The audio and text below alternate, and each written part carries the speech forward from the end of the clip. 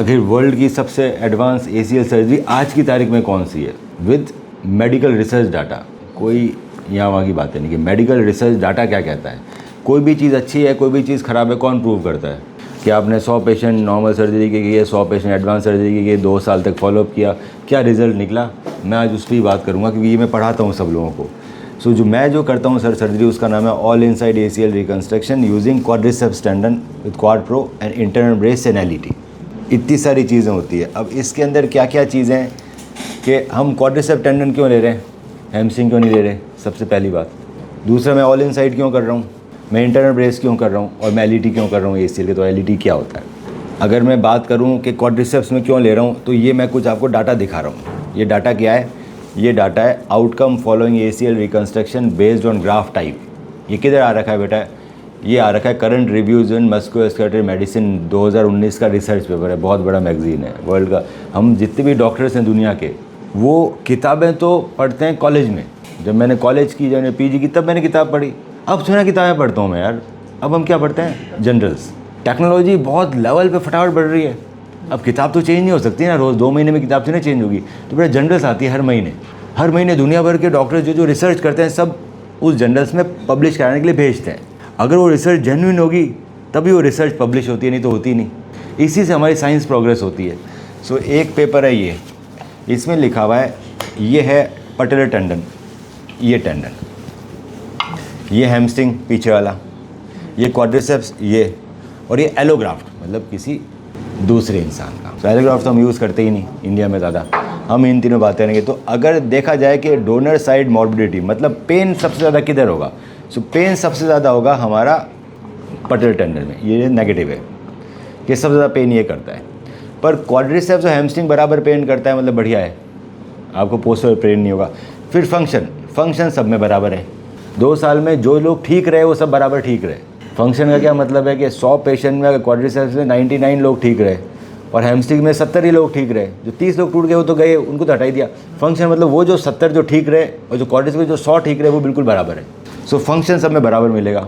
री rupture rate, अब ये इंपॉर्टेंट है, तुम दोनों ही खिलाड़ी हो, एक फुटबॉलर एक MMA, दोबारा टूटेगा? यस, हैमस्ट्रिंग पॉजिटिव है भैया, सबसे ज़्यादा टूटेगा हैमस्ट्रिंग, और दूसरे का टेंडन सबसे ज़्यादा टूटेगा। तो अगर टूट गया तो दोबारा सर्जरी होगी। 20% लोगों में दोबारा सर्जरी हो जाती है हैमस्ट्रिंग में, वापस टूट जाता है बेटा। पटेलर टेंडन और क्वाड्रिसेप्स ये दोनों बहुत ही मजबूत हैं, ये नहीं टूटेंगे। तो ये डाटा कहता है, मैं नहीं कहता, ये सारे डॉक्टर, ये सारे वर्ल्ड के जितने भी बड़े डॉक्टर हैं सब यही डाटा फॉलो करते हैं। ये है डाटा जिस पे हम बात कर सकते हैं। मैं मन से बात नहीं कर सकता, इसीलिए मैं क्वाड्रिसेप्स करता हूँ। टूटता नहीं है मेरा।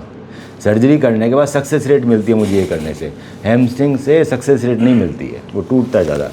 ग्राफ्ट स्ट्रेंथ इसकी अच्छी होती है बहुत। इनकॉर्पोरेशन टाइम, जल्दी जुड़ना इसका अच्छा होता है। सो देखा जाए तो सबसे मजबूत में ये दोनों हैं, पर इसके अंदर पेन ज़्यादा होता है।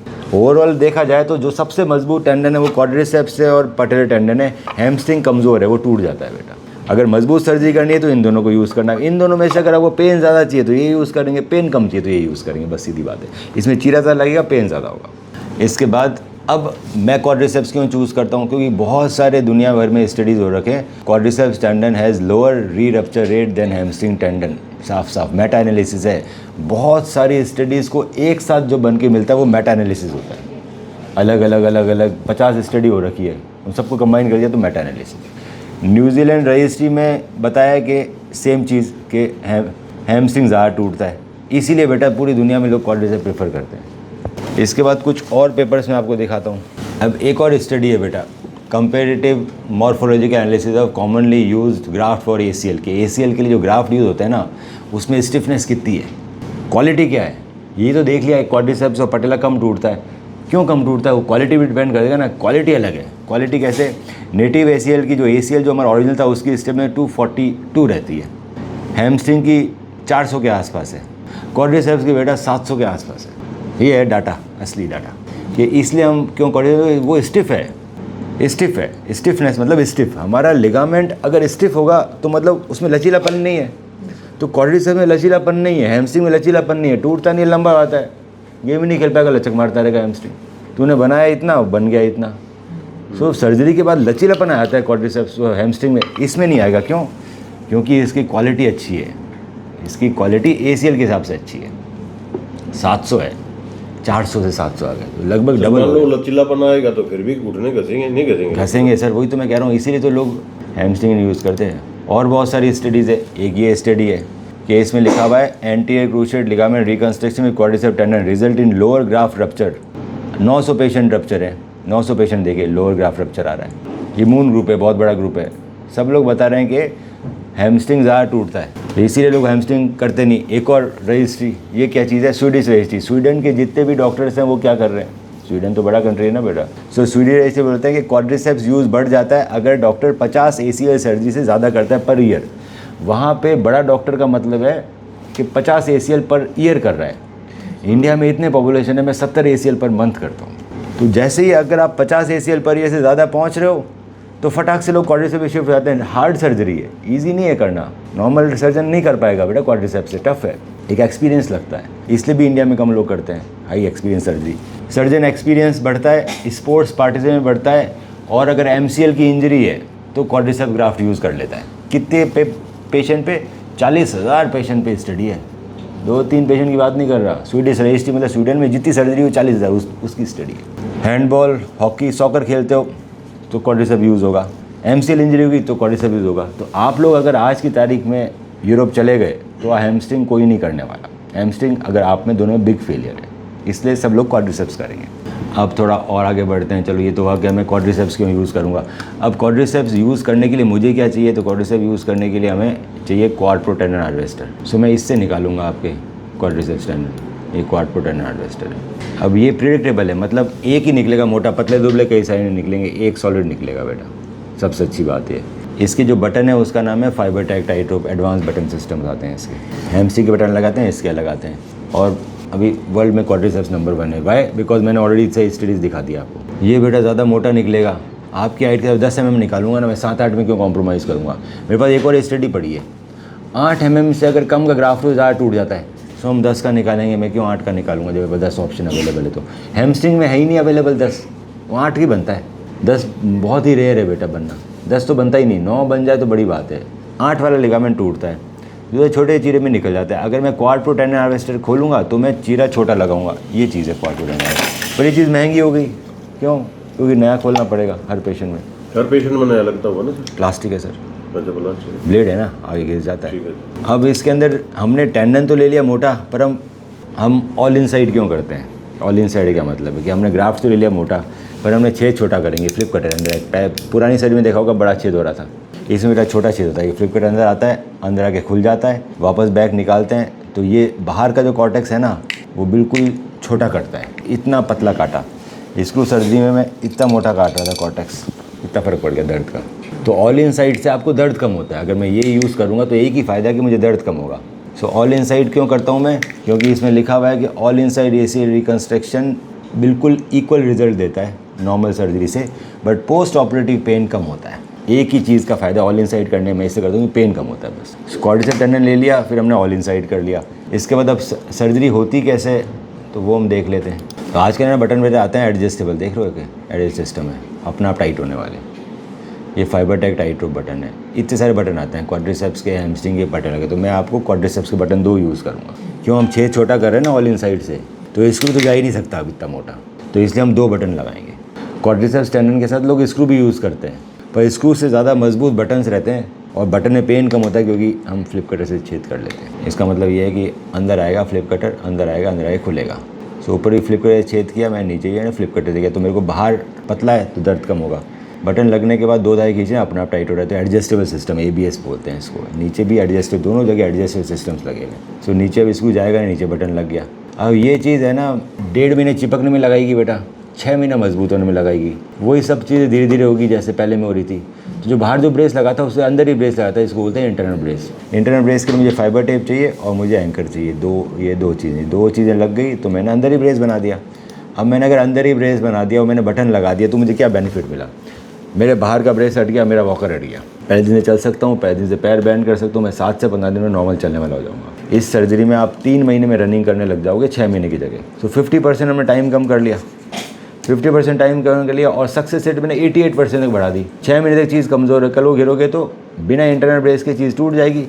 इंटरनल ब्रेस के साथ चीज़ टूटेगी नहीं। दूसरा एक और बात, घुटना मोड़ते हैं तो जोर तो पड़ता है ना बेटा लिगामेंट में। सो स्क्रू सर्जरी में स्क्रू डालने के बाद घुटना मुड़ता नहीं है, धीरे धीरे मुड़ता है 10 डिग्री। तो स्क्रू सर्जरी करने के बाद अगर मैं ऐसे करूँगा तो पहले दिन से स्क्रू ढीला पड़ जाएगा, तो स्क्रू डालने के बाद पेशेंट बाहर, फिर धीरे धीरे बेंडिंग कर रहा है। 2 महीने बाद जब पूरी बेंडिंग की, हैमस्ट्रिंग टेंडन में स्टिफनेस कम है, वो लंबा हो गया। Quadriceps tendon with button with internal brace मैं आज ही जितना बेंडिंग करनी है कर लूँगा। सो पोस्ट ऑपरेटिव लैक्सिटी हम इसमें ख़त्म कर सकते हैं, उसमें पूरी तरह ख़त्म नहीं कर सकते। सो मैंने क्या किया, घुटने को कई बार मोड़ लिया उसको लंबा करने के लिए। आज जितना लंबा होना आज हो, कल मत होना। फिर मैंने वापस टाइट कर दिया। तो ये 2-3 बार स्टेप कर लेते बेटा पूरा खिंच जाता है और खींच नहीं सकता। सो इसका सक्सेस रेट बढ़ जाता है। कितना बढ़ता है? अब बात आती है कि इंटरनल ब्रेस क्यों करना चाहिए। इंटरनल इसलिए करना चाहिए क्योंकि पैट्रिक स्मिथ की रिसर्च है 88% रिडक्शन मिलता है री injury and re rupture rate में ACL इंटरनल ब्रेस किया हो तो। सीधी बात, ऐसी आपको बहुत सारी रिसर्च मैके क्लिनिक में मिल जाएगी। लंदन का सब one of the biggest clinic है बेटा, डॉक्टर गॉर्डन मैके का। मैं अभी आपको वेबसाइट दिखाऊंगा तो आपको मालूम पड़ेगा। LET क्यों करता हूँ मैं ACL के साथ, तो वो तो एक तो मिल गया पैट्रिक स्मिथ रिसर्च है 88% रिडक्शन मिलता है मुझे re injury and rupture rate में ACL करने से। दूसरा एक और इंपॉर्टेंट पॉइंट है, we know routinely combine this with ALL internal brace for extra protection. के ACL के साथ साथ आपका एक और लिगामेंट टूटा है जिसका नाम है ALL एंटीरियर लेटरल लिगामेंट, वो यहाँ होता है। ये ACL के साथ टूट जाता है बेटा। वो आपकी MRI में नहीं लिखा हुआ क्योंकि हमने भारत से MRI करी है, अमेरिका से करा लो लिख देंगे, वो हमें यहाँ पढ़ना नहीं आता। पर हर बड़ा सर्जन ये करता ही करता है ACL के साथ में। Combination of ACL and ALL अगर दोनों किया जाए तो री इंजरी कम होती है, रिकवरी बढ़ती है। LET होता क्या है? तो LET बेसिकली ALL रिकन्स्ट्रक्शन है जो आपका टूटा हुआ है। अब ये ऑल ओवर वर्ल्ड जितनी भी स्टडी, जैसे ये एक स्टडी है लेटरल LET का ऑनले टेक्निक, मैं ऑनले टेक्निक यूज़ करता हूँ, इनले नहीं करता। Lateral LET procedure reduces the failure rate और रिवीजन ACL लिगामेंट, आपके फेलियर रेट को कम कर देती है। क्यों? अगर मैं आपका LET नहीं करूँगा तो आपका घुटना आगे पीछे तो नहीं भागेगा पर गोल गोल घूमता रहेगा। गोल घूमता रहेगा तो तू गेम भी नहीं खेल पाएगा बेटा, क्योंकि LET टूटा हुआ है, ALL टूटा हुआ है और लिगामेंट भी टूटेगा। मैं दोनों कर दूंगा तो मेरी फेलियर रेट भी कम होगी और रेजिडुअल लैक्सिटी नहीं आएगी।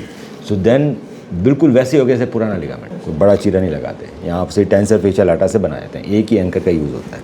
तो इसलिए क्या है, क्वाड्रिसेप्स टेंडन क्योंकि सबसे स्ट्रॉन्ग ग्राफ्ट है, पेन भी कम होता है। ऑल इनसाइड क्योंकि पेन कम होगा और बोन कम कटेगी। इंटरनल ब्रेस क्यों करता हूँ? क्योंकि 88% प्रोटेक्शन मिलता है, आप जल्दी भी ठीक हो जाओगे, 3 महीने में रनिंग आ जाएगी, 6 महीने में गेम में चले जाओगे और 88% में कम फेलियर होगा। LET क्यों करते हैं? वो फेलियर कम करके रोटेशन स्टेबिलिटी देगा। इसके बाद सबसे इंपॉर्टेंट बात कि रिहैब, अगर रिहैब खराब तो सब खराब। अब अच्छा रिहैब क्या होता है? अच्छा रिहैब, अब मैं बताता हूँ अच्छा रिहैब होता क्या। हम स्टडी से बात करेंगे, हम वैसे बात ही नहीं करेंगे नॉर्मल अच्छा बुरा, किसी के पास क्या सेटअप है कि सेटअप, उससे फ़र्क नहीं पड़ता।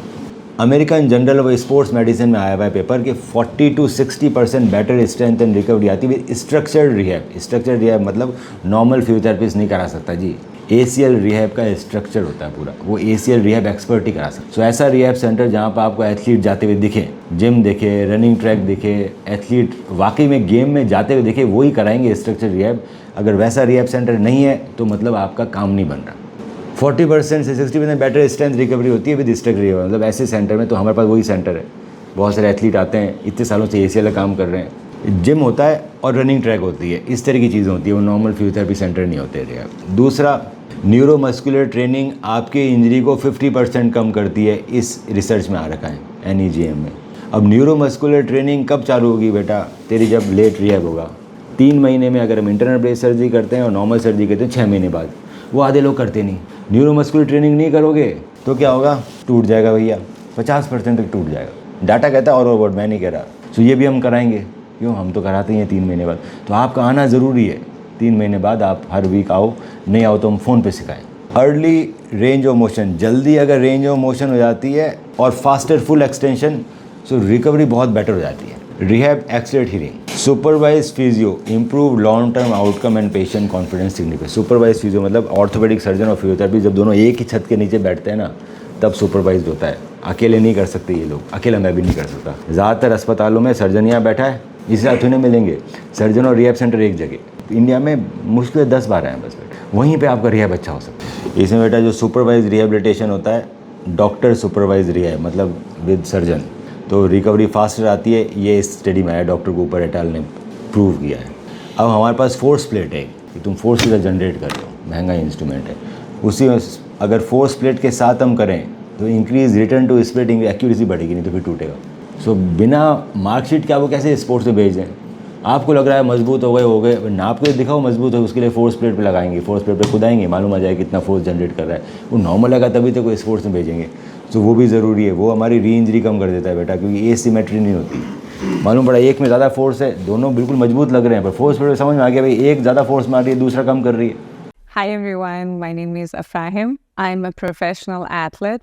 I got injured while doing kickboxing and training kickboxing. I sprained my knee, and for quite a while, about 1.5 years, I went on with the injury. I had no idea that what is the injury, which caused me more problem. And at the end, which walking even got difficult for me, I decided to go for an MRI, and I got an MRI and realized I got to know that I have an ACL tear and meniscus tear. So with the research and known friends, surroundings, advice, I got to know about Dr. Manu Bora. So I contacted and got an appointment. I came on with my reports and all. Doctor got to know that it's a grade 3 ACL tear. So he decided for the ACL reconstruction as well with the meniscus tear. Like, I don't want to lie, I was quite scared because I was thinking that I'm an athlete. All my life is about the sport. It's all about the activity. It's all about what I do, what I love to do. So when I got to know that it's an ACL tear, and I asked few people around and all, and they were saying like, no, it's done. It's over now. Stop it. You can't train. Stop these exercises. Stop. I was thinking, I was saying, I was crying and saying, I want to be able to jump again. I want to be able to do my activities. I was so afraid. I was so scared because I thought that it's the end. When I came to doctor and visited the doctor, the way he explained, the way he opened up everything, like with all the statues, all the model, all the things he has, and all the videos, everything so clearly. He took so much time. He cleared up everything. He answered all the questions, and he showed me how I actually have to keep on training and exercise to build up that new ACL, to strengthen up that new ACL. And it's not about me leaving the sport, but it's about me coming back stronger, getting back stronger and better than before, because I know how great I feel, and I know I will be back much sooner than expected. Thanks to you, thanks for your center, thanks to Dr. Manu Bora. I really appreciate his work, and he already is my hero.